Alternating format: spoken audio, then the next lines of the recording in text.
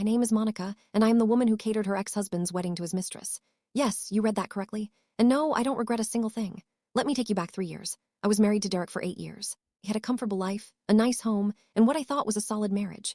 Then I discovered he was having an affair with his coworker, Vanessa.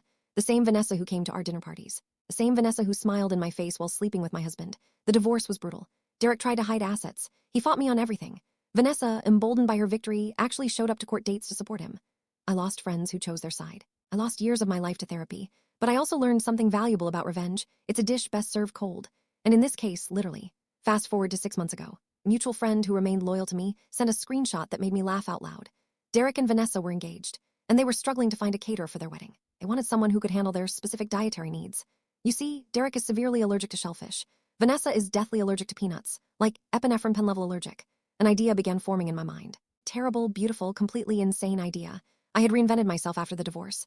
I took my settlement and opened a small catering business. It had grown slowly but steadily. I was legitimate. I had great reviews. And I had a brand new commercial kitchen.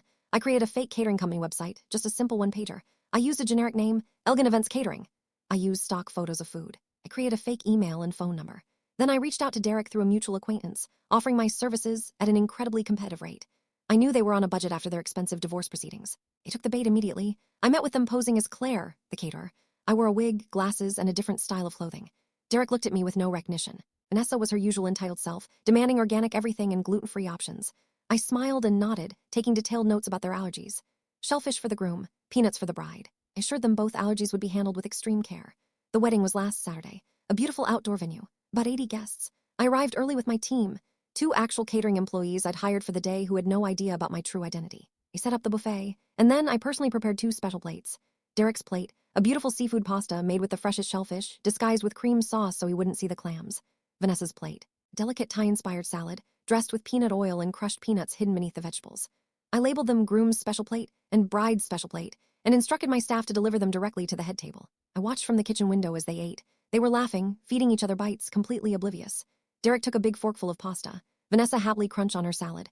For about 60 seconds, everything was perfect. Then Vanessa's face changed first. Her eyes widened. Her hand flew to her throat.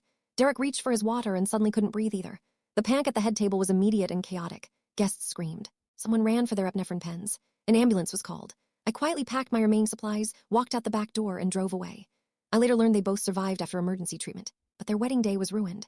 The photos show red, swollen faces instead of happy smiles. The marriage started with anaphylactic shock and an emergency room visit. My friend called me laughing. "Monica, you're a genius. And also probably a criminal." Was it illegal? Probably. Do I care? Not even a little. They destroyed my marriage without a second thought. They smiled at my pain. They took years of my life and called it love. I gave them a wedding they'll never forget and medical bills they'll be paying for years.